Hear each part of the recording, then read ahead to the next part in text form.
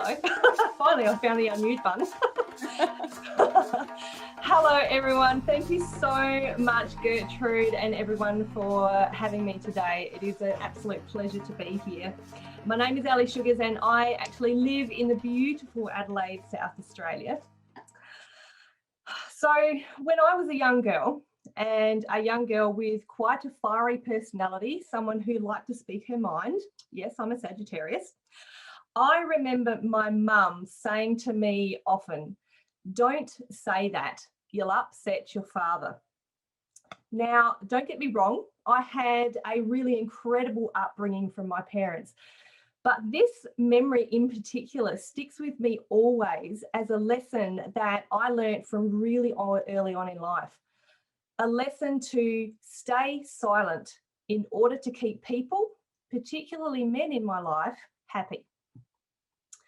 So I'd love to share with you a part of my story today that I hope will inspire anyone who has ever had this belief. When I was 20, I married, and we both went straight from living at home with mum and dad and entering into a union that, well, quite frankly, that neither of us were properly prepared for in any way. And not 18 months into that marriage, we actually found out that we were going to be parents. And this was not planned. So we were very shocked, but naturally, we were really, really overjoyed. However, it was when I was about 7 months pregnant with our son that things began to change. My husband seemed to take on a new personality, and actually quite a scary one at that. The first time that I remember being truly afraid was when we were driving on a windy dirt road to my grandma's house. And my husband thought that it was extremely funny to be speeding around all the corners, until we ended up rolling the car onto the passenger side where I was sitting. At that moment, my life and the life of my unborn child flashed before my eyes. Thankfully, we actually all survived unscathed, and the incident was actually never mentioned again. At 23 years old, there was a lot going on for people who were really still quite so young. At 23, it's still very young. We now had 2 children under the age of 14 months old. And we had a mortgage that we couldn't afford because my husband had actually just lost his job. We then decided to start a home-based business because we had to find some way to make ends meet. At that time, I was suffering postnatal depression, and my husband was taking drugs on a daily basis, although at that present time, I didn't know that that's what he was doing. And as you can imagine, all this happening all at once was what I like to describe as a boiling pot ready to explode. And it did. My husband started to become increasingly cruel. It seemed like I was the worst person on earth. I was unable to do anything right, and I was being told, or rather yelled at. According to him, I was fat, I was ugly, I couldn't dress or even groom myself properly. I was so hideous that when we were having sex, he refused to look at me. I was a horrible housewife, and I was an even worse mother. I had no idea, apparently, what I was doing in business, and I was not trusted to handle any of the finances within the relationship or the business. We would fight on a daily basis, or rather, to put it in a better way, he would yell at me for hours on end in fits of rage. I used to dread when he would come home from work each day and wait for the relief of when he left for work after the morning berating. So many times I was left sobbing on the floor at the back door, only to have our really compassionate, gentle little 2-year-old son come and put his arms around me until I stopped. Even at that age, he knew that his mummy needed some extra love. There were so many times in that marriage when I felt the need to escape. But as the good Christian girl that I was raised to be, I believed that separation and divorce were a sin. So every time I stayed.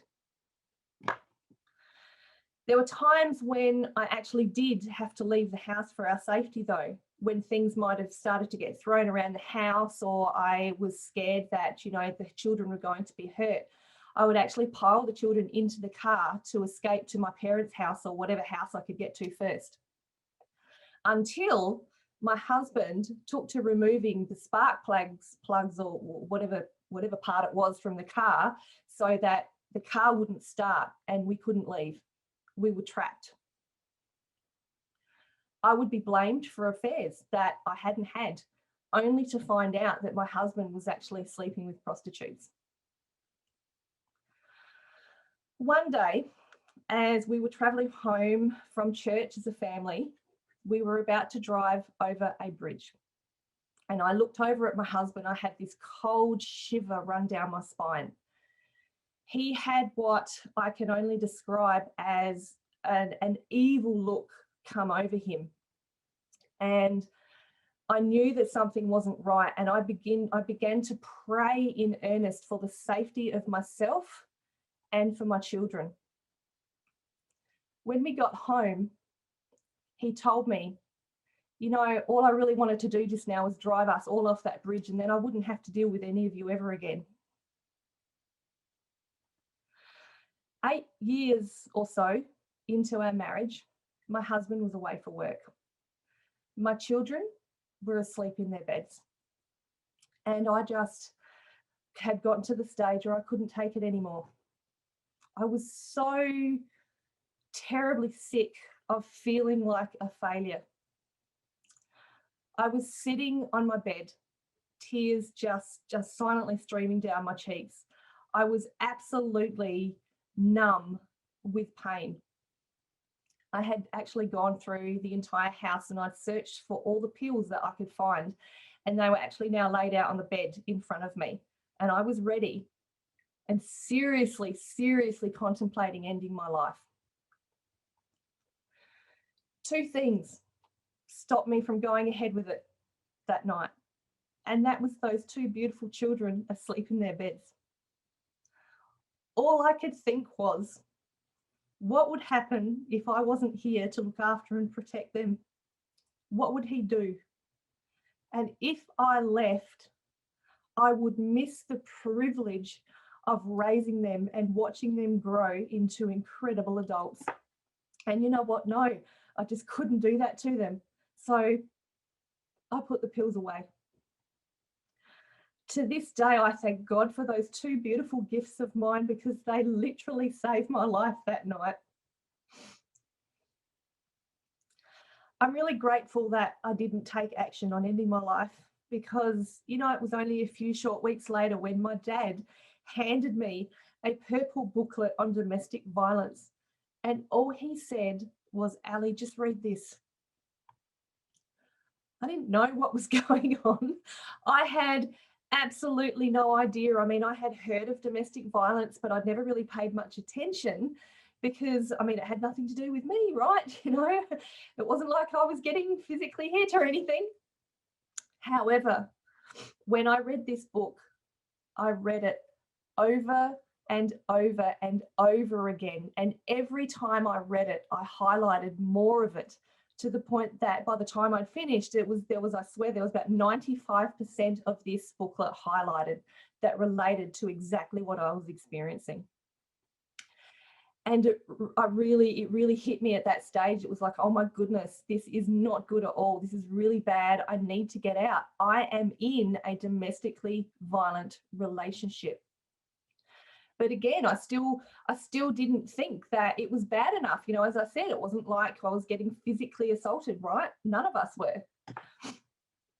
But that was when the abuse began in earnest on my son. I remember clearly the moment when I knew it was no longer an option to stay. He had just finished yelling at me once again for serving up inedible slop, apparently, for dinner. and we're all sitting around the dining table. And then all of a sudden, his focus of rage changed from me, and it was redirected at my son, my gentle little soul. And I watched as his face fell. His little face was just crushed. And in that face, I could see all the hurt that was in me. And I realized just how much damage was actually being done. My mother bear came to life. Enough was enough. It was time to leave. A few weeks later, with the help of my beautiful parents, my mum and my dad, and a government-funded program, I was actually able to leave safely and remove myself and the children from that situation. When Mum and I sat down the day that we left to tell the children that we weren't going to live with their father anymore, my son's response was, "It's okay, Mummy. I think it would be good to have a break from Daddy for a while."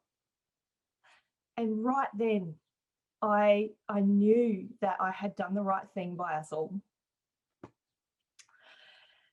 Now, 20 years later, I realise the true strength that I showed throughout that whole ordeal, the strength to stay, to keep the family together, and then the strength to leave for everybody's safety.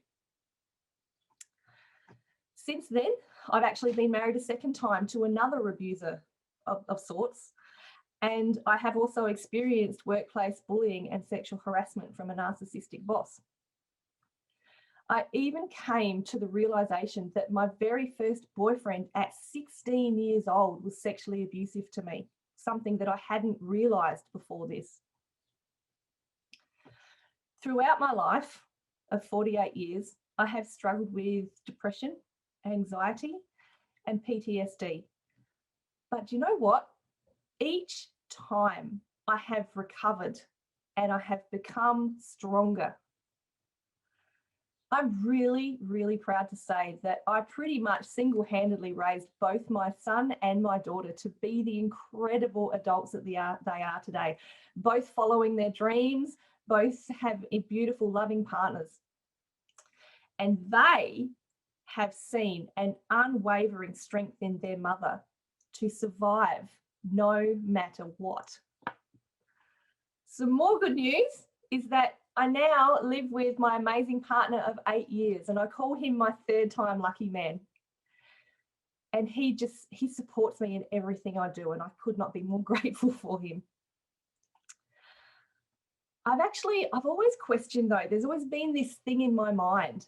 Why have I, as I know a lot of people have, but why have I been put through so much?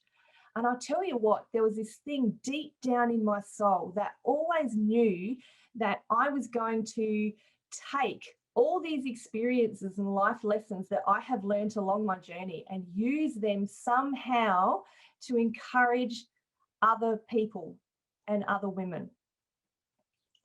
In 2020, this year, my creation, the Phoenix Method, was born. And what it is like the phoenix, although the phoenix is a mythical creature, in real life, so many of us go through periods of destruction only to survive. But we're reborn from the ashes of our lives to emerge stronger than ever each time. Each time we're renewed, we learn something new, or every time we learn something new and wonderful about ourselves. And every single time we emerge more beautiful than we were before.